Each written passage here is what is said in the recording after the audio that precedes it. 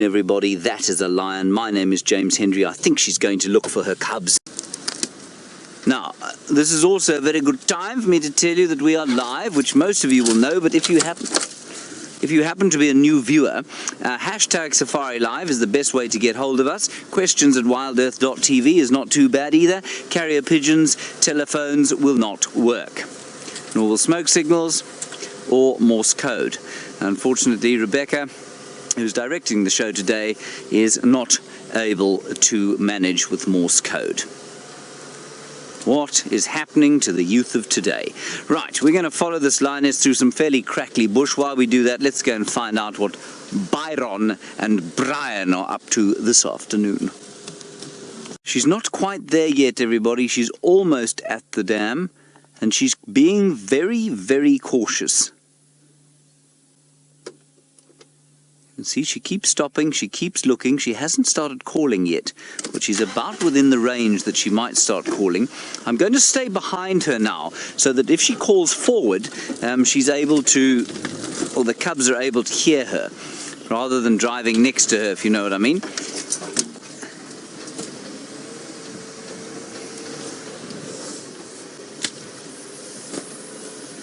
There she is.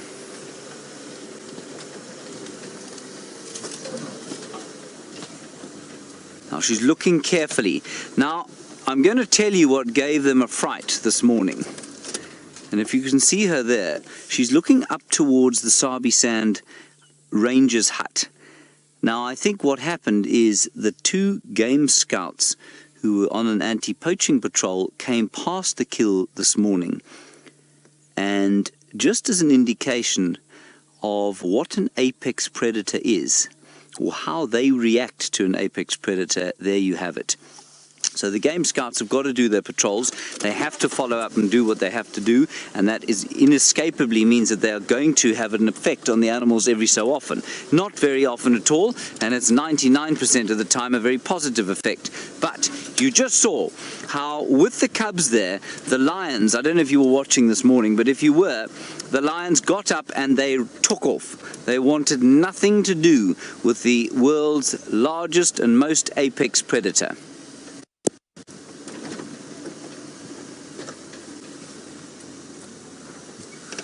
All right, let's head across to Byron. He's managed to find you a very nice surprise.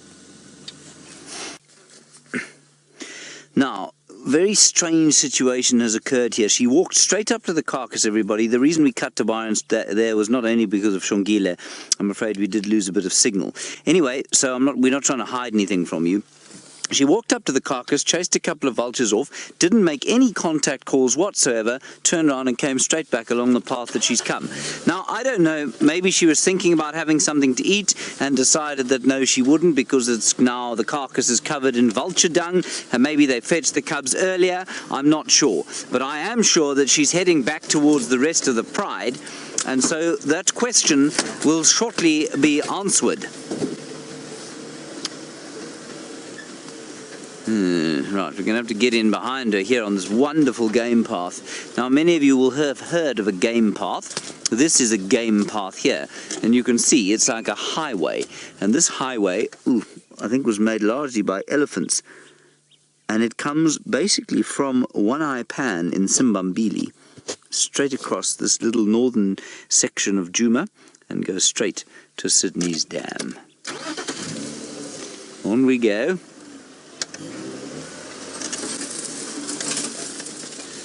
Now, if you are a new viewer, you might be thinking, good grief, these people are crazy. They're bashing over trees in their car. Well, to a certain extent, you might be correct, but we are quite sensitive about which species we knock over, and also, you will notice, well, you won't notice, but that tree, for example, is going to jump up behind us. It's just like a sort of bendy green twig, if you like. And that may sound like a blatant justification, but I promise you it is true.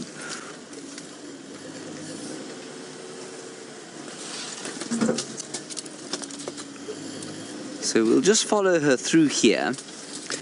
And remember, hashtag Safari Live, questions at WildEarthTV. It would be good to hear from you. Now, when we went live, we were just on the road over there, and we came through this area. And so I don't think she's too far from the rest of the pride.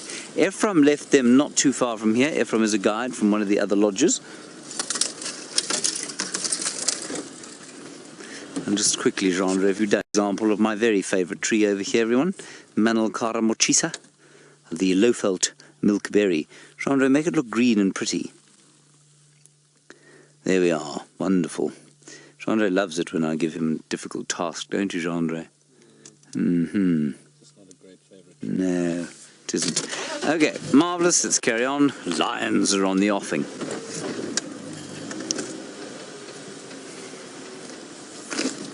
Oh, watch out. Thorns here, everybody.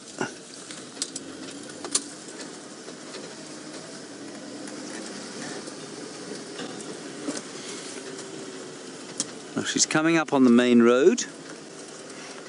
And we can try and get next to her, and then hopefully the mystery of where the rest of the pride is and if all the cubs are there will be solved.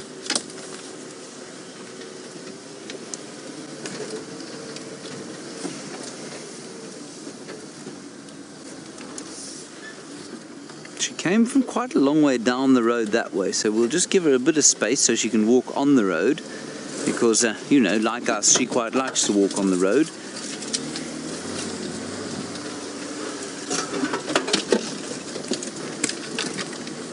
There we are, Gendry. I've got you a nice picture of her.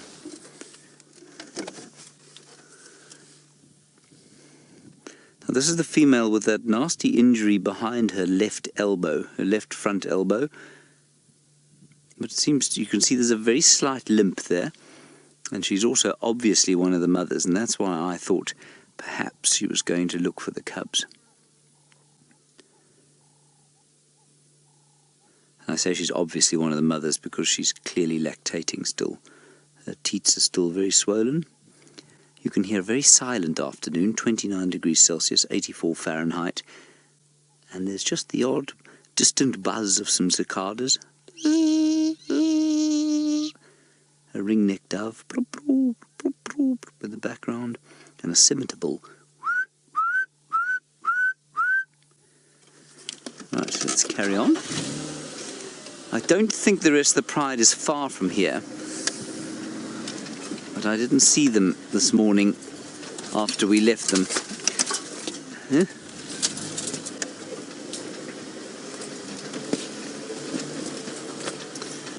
Now, I'm afraid, Helena, this is an impossible question for me to answer, but I'll give it a go.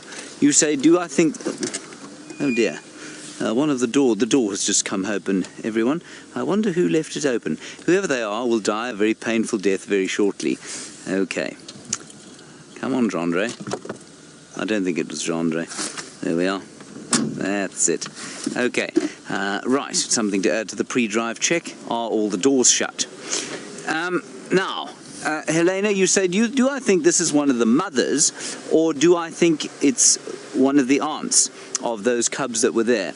I don't know. I didn't notice until the cubs were, at least until the pride was quite a long way from the kill, which cubs they were. And so it's impossible for me to say if they were the same age, if it was just one of hers, or perhaps both of hers. But I suspect quite strongly, Helena, that one of them at least will have been hers. So I think it's unlikely, but I don't say this with any sense of conviction. I think it's unlikely that she would have gone looking for a cub that wasn't hers. So I don't know that an aunt would have gone to look for two cubs that weren't directly sort of related to her. Well, I mean, of course you are directly related to your aunt, but not quite as closely as you are to your mother. Now she was at that tree when we first saw her. That's where we went live.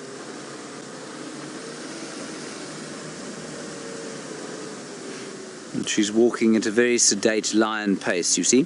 I'm always interested by the fact that lions and leopards are happy to walk on roads. Lions more so, hyenas as well, but cheetahs will not walk on roads.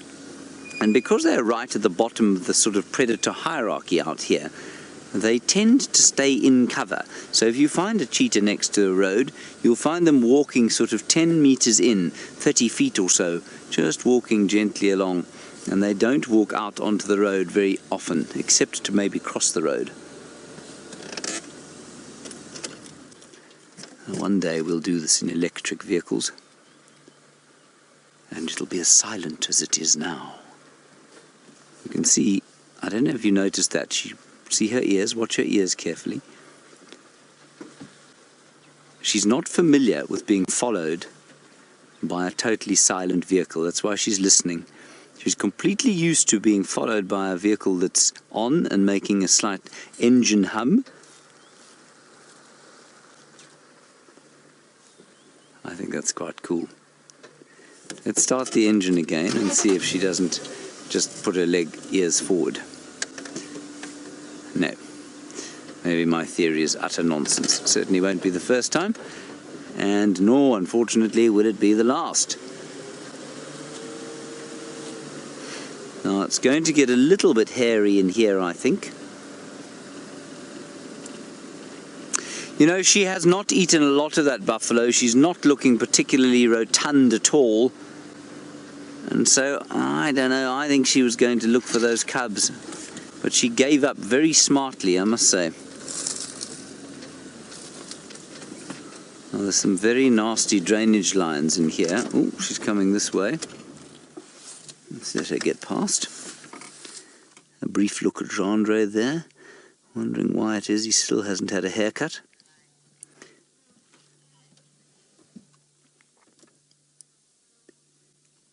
Let's just listen to see if she calls. She's not saying anything, and her footfall is almost completely and utterly silent.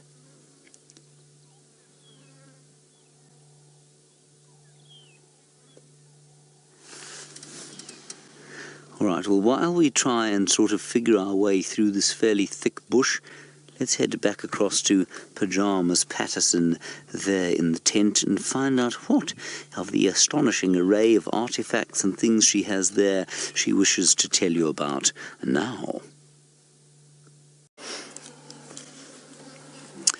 Well, she's just arrived back here, everybody. There was an enormous greeting ceremony. All the cubs came across here. They were playing with her, and she gave her a bit of a sort of a bite here and there, and then they tried to suckle. But unfortunately, it's only 4 cubs. So 2 of them remain away, unfortunately, from the pride. As I say, she didn't make any attempt to call them when she went back there, so I'm really not sure what's happened or why it's happened like this. The other thing to tell you is that the smell here is so unspeakably foul that I am not entirely sure that the remaining hairs on my head will make it through the sighting.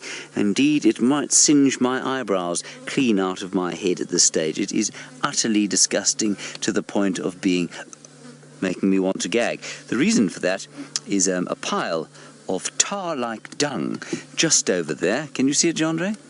Delicious. Isn't it lovely? And also you will hear the buzzing of flies.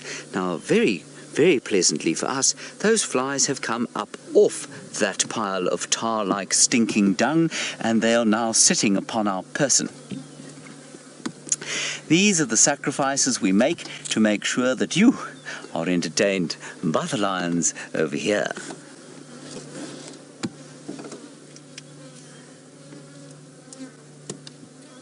Anyway, I am now very worried about those other cubs, and I think, to my mind, what happened is that she probably decided that the threat that the level of threat she experienced this morning was too great for her to make her presence known by calling. Now, did she make that cognizant sort of decision? I don't know. Oh, my goodness, look at that. I mean, these creatures are truly foul.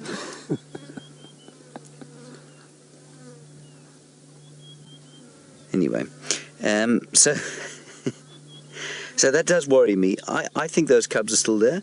I'm pretty sure you'll find they're in a little drainage line under a bush somewhere, and I think probably the rest of the pride will go back there after dark.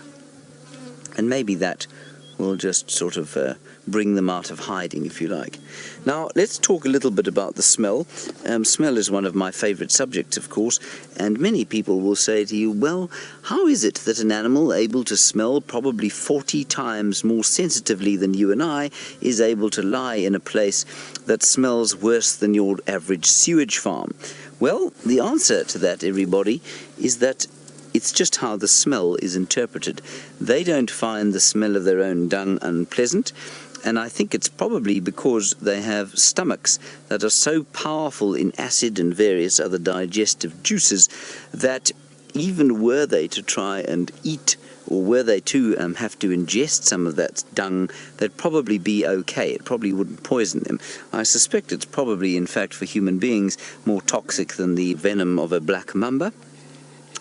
Certainly that's what it feels like as my head starts to swim and my brain starts to melt inside my skull.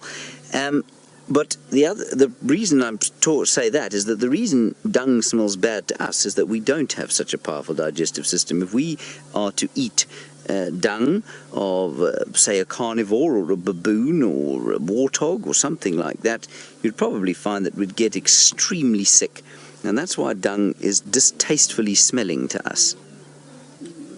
Whereas to the lions, with their, well, foul habits and fairly strong stomachs, well, it just doesn't apply.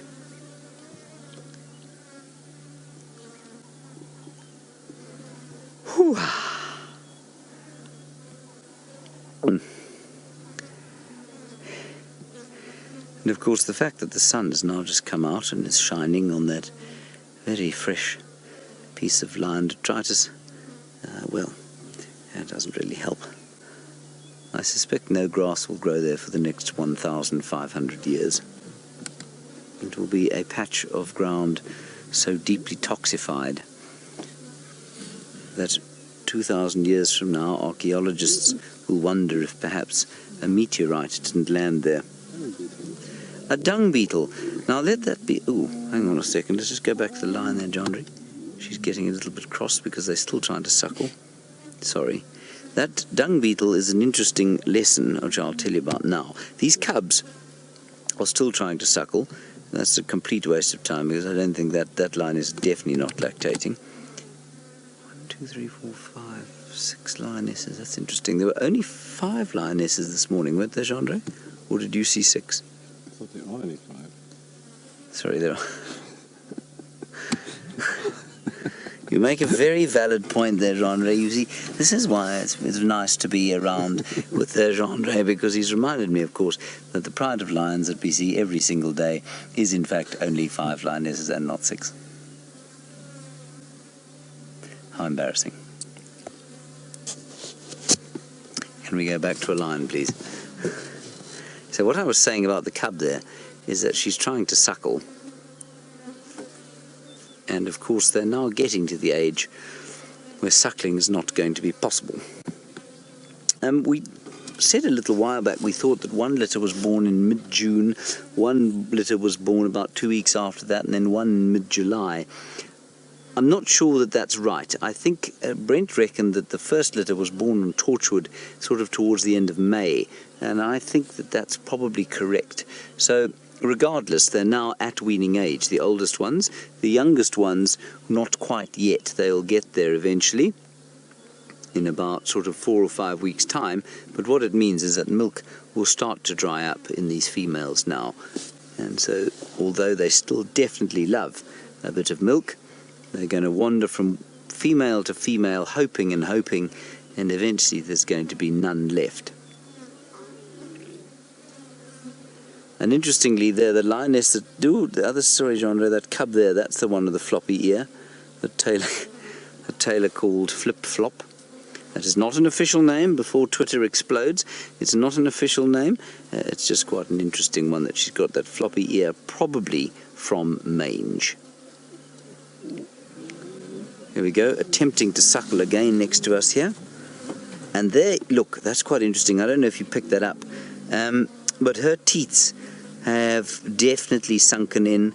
I don't think she's lactating at all anymore. Listen to him whining.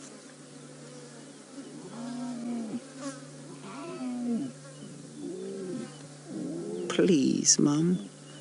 Just a little bit. We didn't finish the buffalo today. I'm so hungry.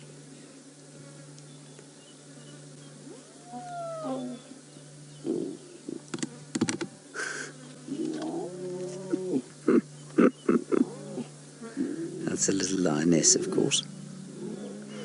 The other thing we must try and do here is to try and sex who's here and who isn't. That she's going to get a nasty kick in the face.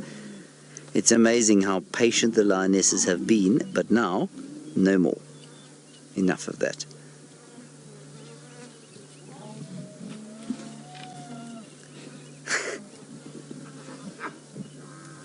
Now the others are having a bit of a cross-patch fight the other side. So she's still lactating. She's still lactating a little bit. Let me get the binoculars out and see if I can't identify who's male and who's female.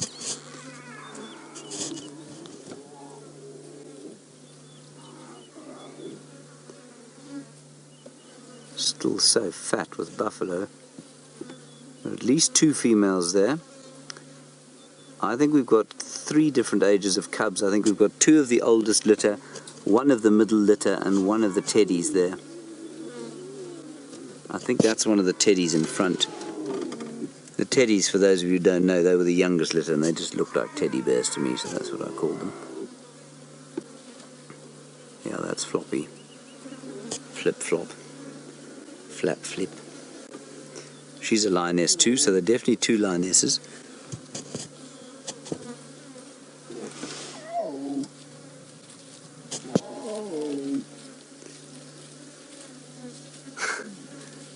All still looking for milk. And interestingly, Jandri, on that one, the closest one to us, she has still got her hips sticking out a little bit. Oh, that's lovely. Isn't that nice? Walk up to your friends and have a wee. Excellent.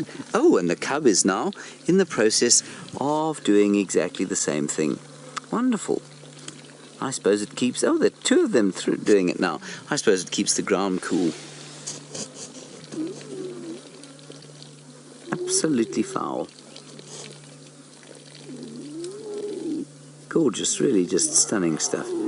This is, of course, why I fail to find lions royal in the slightest. I find them to be, well, just disgusting. I don't think that there's one male amongst these cubs. I think they're all female.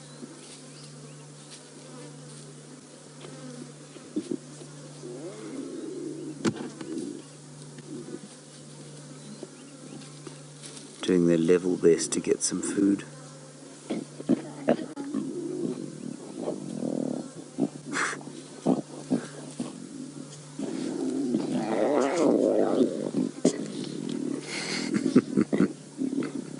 They are so patient, these lionesses, when they're lactating.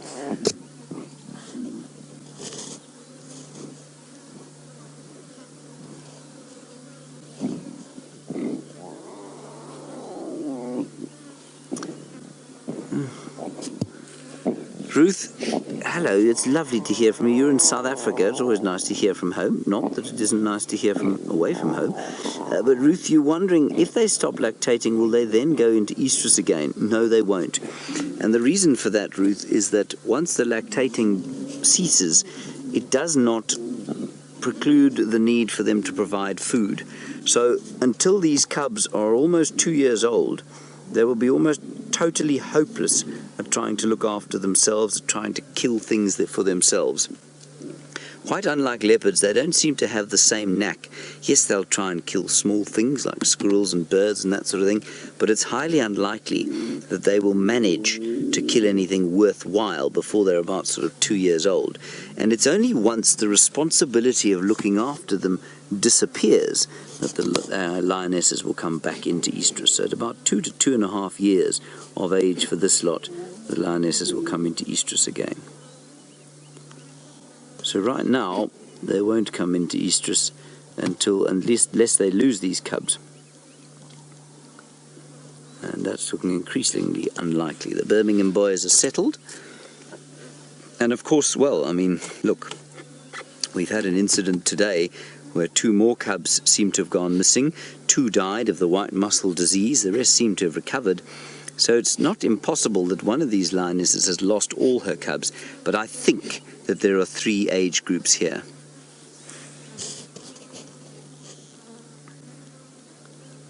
But I'd be interested to know from anyone else if you agree with me. There are a lot of ticks on these lions as well, and it is amazing to me that their immune systems must be quite something. The rubbish they eat, the ticks they have all over them, the mange, the flies, the all sorts of disgusting bits and pieces of parasites and parasitoids and liver flukes and various other things that they've evolved to cope with is quite astounding.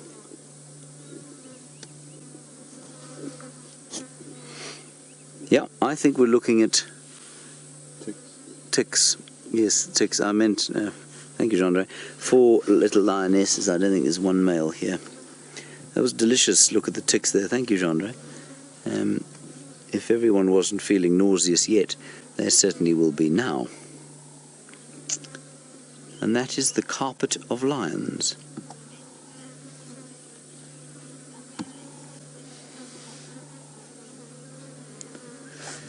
Yeah, unless you say there's got to be 1 male left because there were only 5 female cubs. You're absolutely right, of course. But where are the 2 that were from this morning? I don't know where those 2 that have gone missing this morning are.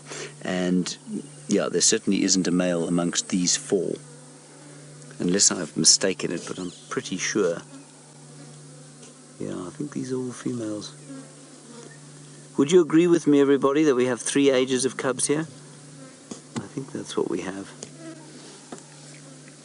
Anyway, it's going to be very interesting to see what happens going forward with this pride, as it is all the time. And of course, this is the great sort of joy of doing what we do here. You follow the lives of these animals every single day, and we just have such a wonderful ebb and flow of emotion. It's triumphant sometimes, it's deeply tragic at other times, it's greatly entertaining sometimes, it can be, well, fairly deathly boring with lions sometimes, but always there's something going on, and there's some kind of a cliffhanger, if you like, at the end of our daily safari soap opera. Right, Jamie is still in the tent. I'm not sure what she's doing. Perhaps she's lit a fire, and perhaps she's about to cook some tea. Let's go and find out.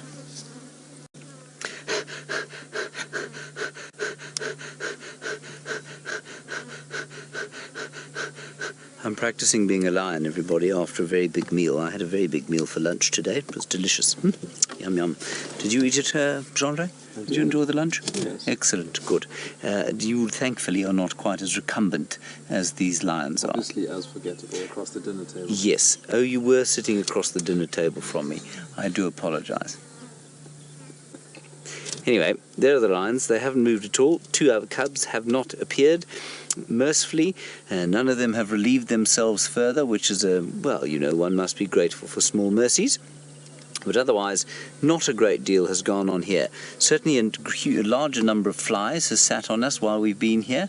I now don't want to touch any part of my own person with any other part of my own person for fear of contaminating myself with what those flies have been eating over there. We can now have a look at that dung beetle that Jean-Andre wanted to show us a little bit earlier. Delicious, there we are. Now, this is not unusual. Dung beetles do eat dung, of course, and sometimes they eat carnivore dung.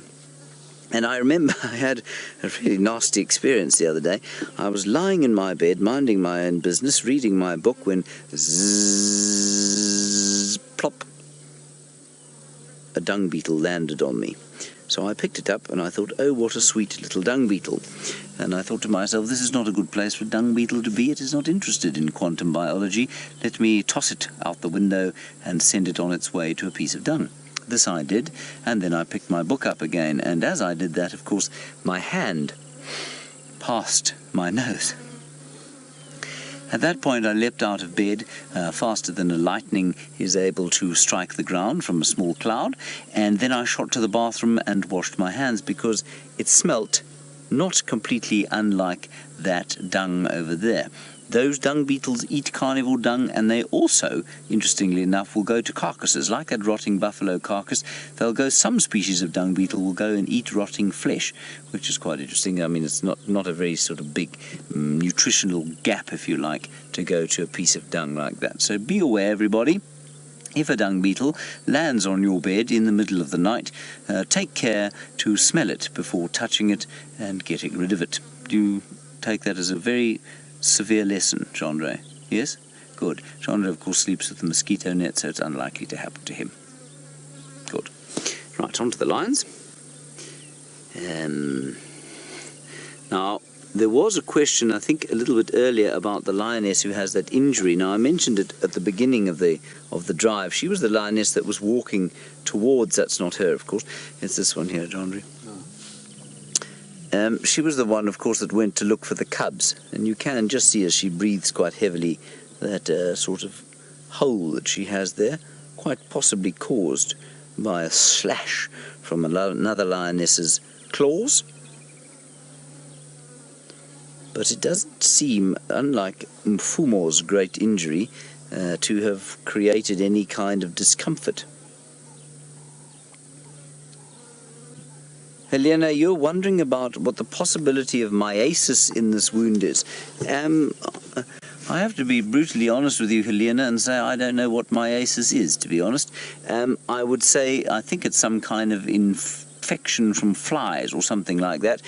That is just a standard issue wound, and I think it has been... I think it's healing quite nicely, actually. It looks much better than it was the last time I saw it. The difference between this wound and the one on Mfumo's face, of course, is that she can lick this one, so she can keep it clean completely. The lion there had to kind of hit it with his paws, and that would have been quite painful. It wouldn't have had the healing agents that is in the lioness's saliva, and so, you know, she's licking that wound and keeping it clean, so I don't think the same kind of thing is going to happen to her as happened to Mfumo, the big male. And for those of you who are wondering, Mfumo is one of the Birmingham boys, one of the big males that we have here, and he's most easily identified by the fact that he has a great big wound just on the left-hand side of his nose under his eye. And while he, I've no doubt, is not very grateful for it, I'm quite grateful for it because it makes him much more easy to identify. And let's just look at that cub over there, John, if you don't mind. That's the one, you've got it there. Just look at the fur. Which one, sorry? The one that's, oh, sorry, yes, there's another one. The middle one there. Now that cub there has got a lot of buffalo muck all over its fur. That's what that kind of dirt is, mixed in with the odd patch of hairless skin, or sort of regrowing hair, if you like, caused by the mange incident. And she seems to have recovered very nicely. You can see there are bits and pieces of fairly sort of sparse hair and bits of skin sticking through, and that was from the mange. But none of these cubs, or all the lionesses actually, are scratching themselves at all anymore. So that's great. They're covered in muck. Mum will clean them eventually. When they go off hunting or start moving again, you'll find, I think, that the mothers will take the cubs in hand and clean them, and they'll clean each other. And I think they do that, you know. I mean, we talk about how resilient they are and how resistant to disease and how they're able to get over eating the foulest possible stuff. I think what they try and do, I suspect one of the main reasons cats clean each other and clean themselves so fastidiously, is that they don't want to stink when they are on the hunt. If they smell like a walking carcass, then it's going to be that much more obvious for their predator or their prey to pick them up when they're on the stalk.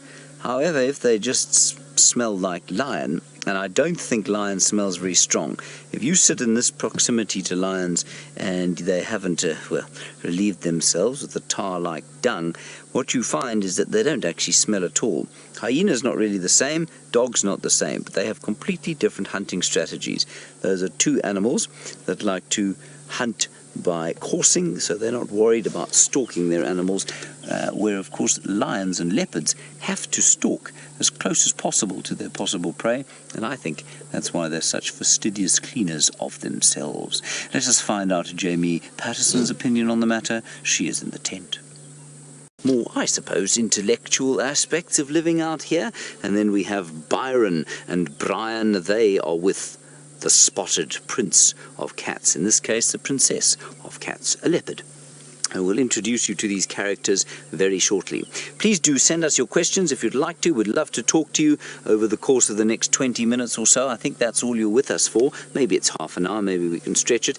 And we'll show you some of the great creatures that we follow here on Safari Live. Here we have the famous Nkuhuma Pride, 5 lionesses, 4 little cubs that there are here now. There are 2 missing, sadly, but that's just the way it goes with lion society, of course. We have a situation where, well, often there's a huge amount of attrition. So 1 in 8 lion cubs makes it to adulthood. The rest of them, I'm afraid, fall by the wayside as they grow up, despite the immense protection provided by the lionesses here.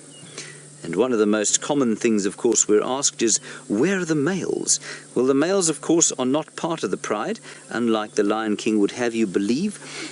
This pride and another pride, the Styx pride, live within the realm of the gangsters of the bush, I call them. That is the Birmingham Boys, and there are 4 male lions in that coalition, in that gang, and they dominate the Nkuhuma Pride and the Styx Pride to the south, and possibly another pride off to the east. A huge, huge area they dominate, probably over, let's say about 15,000 acres or so. So it's a big land, and the 3 little prides sit within that area there. So there they are. They killed a buffalo this morning. Unfortunately, they moved away from that, and it's highly unlikely that they'll go back to the cubs, at least to the kill, before the end of the day, so when it gets dark. Caroline, you're wondering how many cubs there are on a litter. Well, the last 3 litters that this pride had were 3, 2 and 3. Now 3 is probably the most common, 2 not uncommon, 4 also not uncommon, very unlikely to have 1, very unlikely to have more than 4, but there have been cases of 6 or so recorded, very unlikely that they would survive unless they were in captivity, because of course a lioness, if you look there, has only got 4 teats, and so she's only really got space to feed 4 hungry little cubs at a time. That's not to say it's impossible for her to feed more, but out here, where there are so many stresses and strains to lion life, it's very unlikely. Heather, of course, the other very common thing that we get asked is, are we ever scared out here when perhaps a lion or a leopard has approached too closely? Yes. Absolutely, I've been scared once or twice out here by lions and leopards, mostly on foot though. In the vehicle they just don't seem to see us in the same way that they do when we're on foot, but we had the most amazing experience with the leopard you're about to meet now on foot, and we weren't scared at all, and that's just because we've become inured to them, we're trained, we know how to read the body language of the animals out here, and so we don't ever want to be in a position where we're scared, because if we are scared, the chances are that the animals in front of us are scared too, because if an animal is showing you aggression or anger, what it's saying to you is, you've made me afraid and I want you to move away. And we make sure as far as possible that we don't ever do that. So we get into a position, we read the body language of the animals, we read their behavior, and make sure that we stay in a space where they are completely comfortable with us, and ideally completely oblivious and ignoring us like these lions are. They're living their lives of lions, and we are sitting here simply as observers, not as participants. And that's a particularly important part of what we do here. We want to be as sensitive as possible to these animals so that we can learn as much about them as we can without influencing their behavior in any way. You can see that we're having about as much influence on these animals as, well, an anesthetic might, I suppose. They are fast asleep and unlikely to move until the sun goes down. That's when they'll get up. I think they'll probably go back to their buffalo kill, which is sitting next to a waterhole not too far from here. They moved away from it during the day, and they've come to lie in the shade here. Right, Jamie Patterson is in the tent. She'd like to show you some of the more, I suppose, intimate aspects of what we do out here, so go and meet her in the safari tent.